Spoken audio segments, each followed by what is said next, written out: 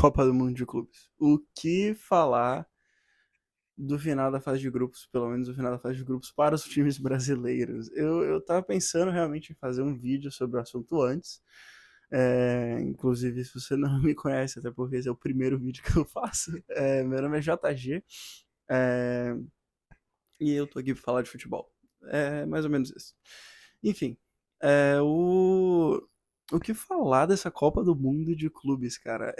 Chega a ser, assim, surreal ver o que a gente viu, e aí na última rodada meio que a gente caiu um pouquinho mais na realidade.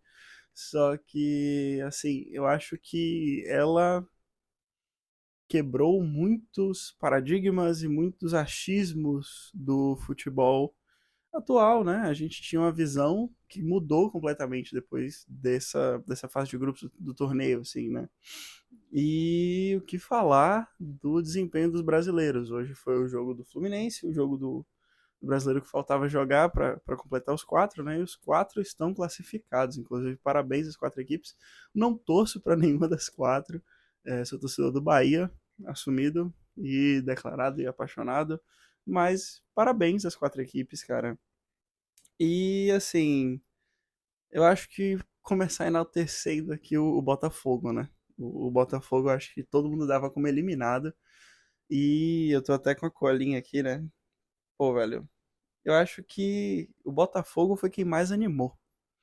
Assim, apesar do Flamengo ter sido quem jogou mais fácil por enquanto, né? Quem realmente mostrou assim um nível de futebol muito alto na competição. Pra mim foi o Flamengo, mas o Botafogo surpreendeu todo mundo. E não tenho o que falar do desempenho do Botafogo realmente. O Botafogo pegou dois times europeus que estavam bem organizados, estavam numa boa temporada, relativamente boa, né? Pelo menos eu considero a temporada do Atlético de Madrid uma temporada razoavelmente boa. É, Claro que ela começa muito boa e cai depois, mas enfim, não é tão desastrosa quanto a por exemplo, quanto a temporada do Borussia, no meu ver, que é um time que fez uma temporada de certa forma que deixou a desejar em muitos quesitos, assim, é um time que apesar de ter tido um resultado relativamente bom na Champions, enfim. Mas voltando pro assunto principal, que era o Botafogo, cara, o Botafogo ele surge de uma forma assim que todo mundo achava que ia ser o saco de um dos dois sacos de pancada do grupo. E assim, depois do primeiro jogo do Botafogo, acho que todo mundo imaginou realmente acabou, né? Pô, o Atlético tomou 4-0 e esse Botafogo tomou sufoco no final do Seattle Sounders. Esse time vai jogar contra o PSG vai ser massacrado, destruído. Eu não culpo ninguém que achou que o Botafogo ia tomar 6, 8-0. Enfim, aqueles memes de claro que bem exagerados, mas eles mostravam, acho que, o sentimento popular até antes do jogo.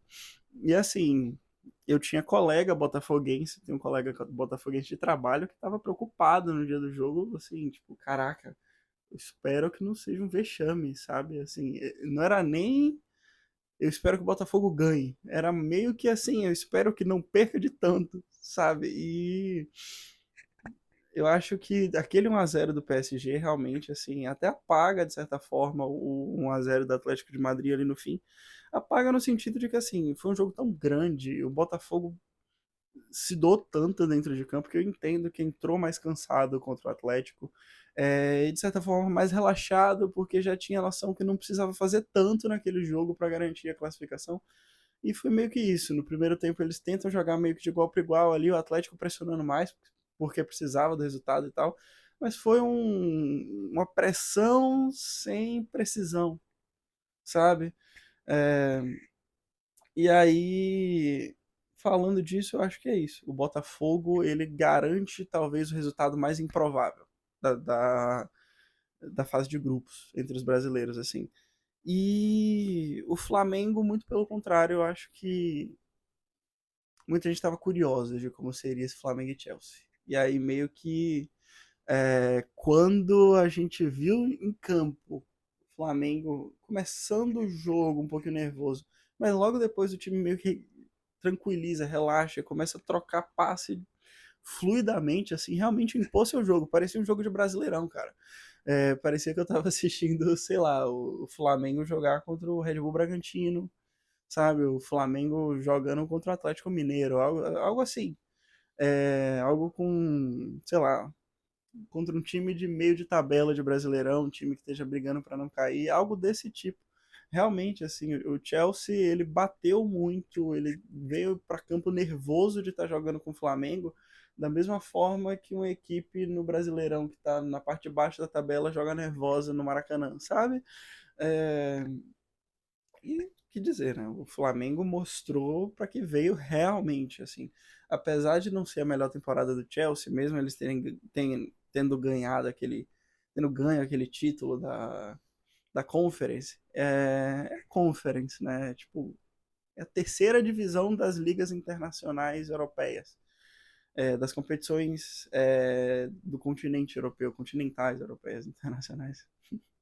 Enfim, é uma competição fraca, cara. Tipo assim, eles estavam competindo com o Betis, sabe? Com todo respeito ao Betis, o desnível financeiro que tinha do Chelsea naquela final em relação ao Betis é algo bizarro, bizarro, bizarro. Já é, tipo, meio injusto hoje em dia um time de Premier League competindo na Europa League. De tão absurdamente disparado financeiramente, assim, a disparidade financeira da Inglaterra para o resto das outras ligas, né, da Premier League para o resto das outras ligas, é tão grande que, pô, chega a ser bizarro você ver eles competindo na Europa League. Porque, assim, é um time que tem uma seleção em campo, outra seleção no banco e às vezes até uma terceira seleção como terceiros reservas, ou então a seleção de base como terceiros reservas. Esse time entrando em campo contra um time que, sabe, tem um orçamento 15 vezes, 20 vezes menor. É, é a sensação muitas vezes dessa competição intercontinental, né? De um europeu gigante entrando em campo contra um time que não tem nem 10 vezes a folha. Enfim. E aí agora eu quero falar um pouquinho do time que me decepcionou. O Palmeiras. Eu tive uma esperança muito alta. Antes de começar a competição, eu vi o Palmeiras e o Flamengo como os favoritos a chegar mais longe. Porque, né, olha a maturidade do elenco, da comissão técnica do Palmeiras dentro do brasileiro. É o brasileiro mais vitorioso dos últimos anos, apesar do Flamengo ter sido o brasileiro com o time mais forte. O Palmeiras é o com mais títulos, né? E assim, eu acho que todo mundo esperava um desempenho um pouquinho melhor do Palmeiras. Depois do jogo do Porto, que foi o jogo de estreia, que eu entendo a questão do nervosismo, você não pode cobrar o Palmeiras de fazer a atuação que o Fluminense fez com o Borussia, sabe? Porque o Palmeiras estava meio que pisando ali, testando a temperatura da água para ver qual é que era. Enquanto o Fluminense ele já foi sabendo mais ou menos ali a temperatura da água. É claro que o Renato, a comissão técnica do Renato Gaúcho, estava de parabéns de não abaixar a cabeça, e o time do Fluminense também. Mas falando do Palmeiras assim, eu acho que falta uma maturidade no ataque do time. O meio de campo e a defesa mostram uma casca, uma maturidade, uma frieza de time grande. Do tamanho do Palmeiras que a gente tem visto, que a gente conhece. O ataque não tem correspondido.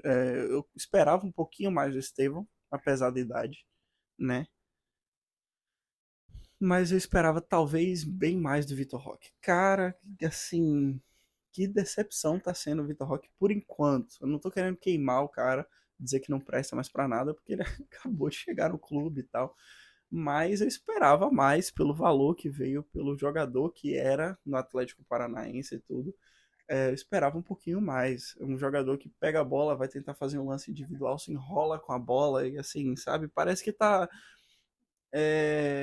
eu acho que a paciência que a gente está sendo obrigado a ter com o Vitor Roque é a que a gente deveria estar tendo que ter com o Pedro, do Flamengo. Porque, tipo, é compreensível o Pedro cometer o erro voltando de lesão, ou o Cano voltando de lesão cometer o tipo de erro que o Vitor Roque tem cometido, entendeu? De se embolar com a bola, de errar o ritmo, de fazer uma finalização um pouquinho errada, às vezes, porque pegou errado na bola, porque tá fora de ritmo, tá voltando aos poucos.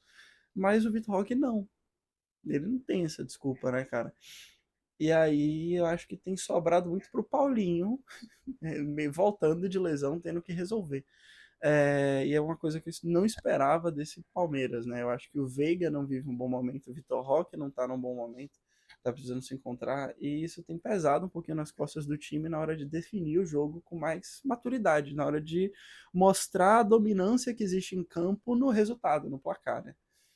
E isso já me faz emendar com o Fluminense. O Fluminense, eu acho que era o brasileiro que, apesar do Botafogo ter tido o grupo mais difícil, o Fluminense era aquele clube que a gente esperava assim, tipo, o grupo do Fluminense é o que mais dá para passar, sabe? A gente viu os outros dois times do clube, do grupo dele, com exceção do Borussia, como mais acessíveis, junto ali com o grupo do Flamengo. Enfim, eu acho que era assim, o grupo do Flamengo, o grupo do Fluminense era aquele grupo que tinha tipo, os dois favoritos e o resto é meio nivelado por baixo, sabe? E se provou o contrário, se provou um grupo muito competitivo, um grupo muito interessante de acompanhar. O Mamelodi, melhor africano disparado, assim, cara. Parabéns à campanha que o Mamelodi fez. Realmente um jogaço contra o Borussia. Se não fosse aquele erro individual do goleiro ali, teria dado um calor absurdo na equipe do Borussia Dortmund. É... Já o Flu, eu acho que assim, a estreia do Fluminense foi chocante, cara. O Fluminense amassou o Borussia Dortmund por, sei lá, 90 minutos. Assim, não teve momento no jogo que eu olhei e falei, caraca, eu acho que agora o Borussia faz um gol. Não. Thiago Silva anulou o Guirassy. Anulou o Guirassy. Anulou o artilheiro da Champions, né? Assim, cara, que partida do Thiago Silva, que partida do Fábio, que partida, assim, do John Arias, que é o melhor jogador do grupo, disparado, talvez um dos melhores jogadores da competição. E falando do John Arias, vou ter que falar do problema que eu vejo no Fluminense, né? Emendando junto com aquele problema do Palmeiras, eu acho que é mais ou menos a mesma coisa. O principal artilheiro do time tá voltando de lesão, que é o Cano. E o Cano também já não é nenhum menino jovem, já não é nenhum moleque novo, né? E aí, cara, é... eu acho que no papel tático que o Renato precisa para esse time que tem mostrado que quer jogar com intensidade, o Everaldo casa mais. Por quê? Porque o Everaldo imprime a intensidade que a equipe do Fluminense precisa para jogar. E eu acho que é isso, né? O grande problema do Fluminense agora é achar alguém para o Arias dividir a responsabilidade ali na frente, ali no ataque. Arias cria a maior parte das jogadas do clube, só que falta alguém que finalize melhor, falta alguém que não tenha medo de ser feliz, não é, Everaldo? O Everaldo jogou no Bahia, eu entendo um pouquinho disso. Mas assim, o Everaldo é um cara que tem uma finalização muito boa, que se entrega muito, muito em campo, cara. Então, assim, eu entendo que talvez esse receio dele de chutar não seja uma falta de qualidade, mas sim um nervosismo. Uma falta de estar acostumado a uma competição daquele tamanho, de estar nervoso mesmo. E aí cabe a ele ter um pouquinho mais de personalidade e, assim, ser feliz, né, cara? Enfim, dando uma pincelada, uma pincelada lá a ele. O que eu acho assim de cada time, eu acho que o Flamengo não tem muito do que falar. O Flamengo vai pegar o Bayern de Munique, né? E assim, eu vejo o Flamengo como favorito no jogo do Bayern. Pode soar como loucura quando a gente vê a bola rolando, ou olhando até a disparidade, né, financeira dos dois clubes e tal. Mas assim, cara, o Bayern que eu tenho visto nessa competição, que eu vi no final da temporada passada, é um Bayern que se enrola em jogo grande. É um Bayern que teve dificuldade de competir em alto nível na Champions. Claro que a gente está falando de uma Champions. Então, assim, você ter dificuldade de competir em alto nível com o Real Madrid é compreensível, né? Mas é um Bayern que está passando meio por uma reconstrução. Eu vejo muito jogador no elenco que não consegue mais encaixar o jogo dele. E aí é um elenco que está dependendo muito de brilhos individuais do Kimmich, do Leimer, do Kane e do Olise para brilhar. Ou então ali, né, da estrela do Manuel Neuer para fazer alguma coisa. Porque, para ser sincero, eu não acho que a zaga do Bayern de Munique seja do mesmo nível que a zaga do Manchester City, do mesmo nível que a zaga do Real Madrid. Eu não acho que é aquela zaga tão segura quanto a zaga dos outros times de primeira prateleira do mundo, do top 5, do top 10 atual. Eu não acho que hoje em dia, assim, a zaga do Bayern de Munique está longe para mim de passar a segurança que a zaga do PSG passa, entendeu? É, e por isso, vendo a forma que o Bayern se enrolou com o Benfica, que se enrolou com o Boca Juniors, que é um time bem, para mim, o latino-americano, sul-americano mais fraco, o Boca. Ofensivamente, o Boca não produz. É um time que, assim, chega e cruza a bola lá na frente, vê no que dá e é isso aí. E sabe? É, e mesmo assim, eu consegui dar um calor no Bayern, cara. Então eu acho que o Flamengo, com a torcida que está tendo, a pressão que pode exercer ali em termos de torcida em cima da equipe do Bayern, fazendo aquele jogo com um toque de bola próximo, beirando a perfeição, cara. E assim, o toque de bola do Flamengo no jogo do Chelsea é uma coisa absurda, assim, de entrosamento mesmo, assim, é bonito de assistir, sabe? E eu digo isso como alguém que não tem, apesar de estar de vermelho e preto, eu não tenho simpatia ao Flamengo nenhuma. Inclusive, né, como eu falei, eu torço pro Bahia, cara. Então tem um ranço do Flamengo, assim, inimaginável, mas eu tenho que tirar o chapéu na hora dessa, não tenho o que falar. De longe, o brasileiro que chega mais cotado como favorito, só que deu azar de pegar o chaveamento talvez mais difícil. Porque pode pegar o Bahia, pode pegar o Real Madrid na semi, então assim, se o Flamengo chegar até uma final, se ele chegar a ser campeão, ele vai ser o que mais vai passar por pedreira, de longe, assim. É o time que deu mais azar no chaveamento. Mas, assim, né? Fez o seu dever de casa na fase de grupos e fez muito bem feito. E para mim chega como favorito em cima do Bayern. Falando de Palmeiras e Botafogo, eu acho que você tem ali o brasileiro que desempenhou, que causou a maior surpresa positiva com o que causou a maior surpresa negativa. Eu acho que o Botafogo. Eu acho que dá Botafogo, hein, cara. É difícil cravar, porque é duelo de brasileiro. Então, assim, é um duelo que tem muita coisa envolvida. John Textor e Leila, o Brasileirão de 2023, o Brasileirão do ano passado. Enfim, tem muita carga extracampo nesse duelo aí. Mas eu acho que é interessante. Eu acho que o Botafogo chega num momento melhor, mas o Palmeiras é um time que é cascudo. O Abel, um técnico que tem o time na mão ali, 5 anos à frente daquele time, ele conhece aquele elenco, sabe?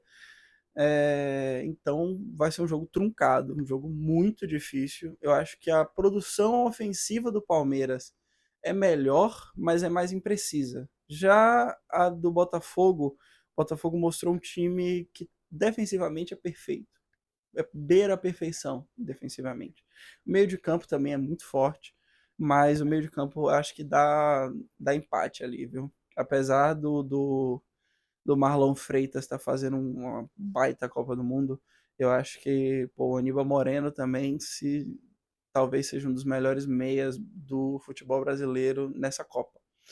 Então, assim, inclusive, vale ressaltar os meias do futebol brasileiro que estão dando um show à parte, né? Jorginho, Arrascaeta, o John Arias, que é meia, mas é atacante, mas também joga de meia, enfim. Incrível, incrível o trabalho feito nos meios de campo das quatro equipes. Surreal, realmente. E é isso. Eu acho que o Palmeiras ele tem ali o time mais duro lá ele, em termos de pressão. Talvez seja o time que pressione mais. Só que a precisão de finalização, de ataque do Botafogo, eu acho que nesse momento o Botafogo está mais encaixado, talvez. Talvez seja essa a palavra que eu queira. Não que seja favorito, mas é o time que vem mais no bom momento ali, né? Então vai ser um jogo interessante pra caramba. E por parte do Fluminense, eu acho que é isso. Eu acho que Everaldo tem que ser titular. Se o Cano entrar no segundo tempo, junto com o Keno, que é outro jogador. O Keno é o jogador de segundo tempo, né? Ele brilha, mas ele brilha no segundo tempo. Quando bota ele pra jogar desde o início, não é aquele jogador que tem o mesmo efeito. Enfim, mas apesar daquele tropeço ali com o San, hoje mostrou uma segurança defensiva absurda no jogo do Mamelodi. É um time que mostra que assim, realmente ele está compromissado. E caraca, que partida do Fábio, cara. Que partidaça do Fábio. Que goleiro é Fábio. Eu tiro o meu chapéu pro goleiro Fábio. Eu adoraria ter Fábio no Bahia, é, ao invés do Marcos Felipe. Todo respeito ao Marcos, mas assim, eu acho que hoje ou nessa competição, o Fábio meio que prova que ele é um dos maiores goleiros brasileiros nesse século. E talvez um dos maiores brasileiros da história, se a gente fizer uma lista um pouquinho mais extensa, porque a gente tá num país assim que, independente da posição, você sempre vai ter muitos craques. Mas eu acho que o Fábio, ele é um desses caras diferenciados na posição, tanto que bateu um recorde do Buffon hoje como jogador, goleiro com mais jogos sem sofrer gols, eu acho que, né? 507 jogos sem sofrer gols. Isso é um número absurdo, cara. Absurdo. E assim, 44 anos, você ser um dos melhores goleiros da competição, tendo Courtois, Donnarumma vivendo um grande ano, o Lunin no banco do Real Madrid, é, o Neuer, que está, por enquanto, sendo a grande peça defensiva do time do Bayern. Enfim, eu acho que o Fábio ele talvez seja o melhor goleiro brasileiro nessa rodada, nessa fase da competição. Né? O que mais foi exigido, o que mais correspondeu também. Enfim, mas é isso. Eu acho que o Fluminense tem que começar o jogo com o Everaldo e chuta no gol, Everaldo. Chuta no gol, você consegue, cara. Já fez gol em Bavi, você já fez gol contra o Grêmio, inclusive deixou Kahneman humilhado em campo naquele golaço da primeira rodada do Brasileirão do ano passado. É um cara que finaliza bem, então tenha a cabeça fria, você brilha em jogo grande, cara. Basta só ficar menos nervoso e confiar mais no próprio taco, num bom sentido. Enfim, mais ou menos isso que eu tenho a falar. Boa sorte para os times brasileiros. Fizeram assim algo para se orgulhar mesmo. Realmente de dar orgulho para o país inteiro, independente de que time você torça, seja rival ou não. Os times realmente estão brilhando, né, cara? E realmente dá orgulho.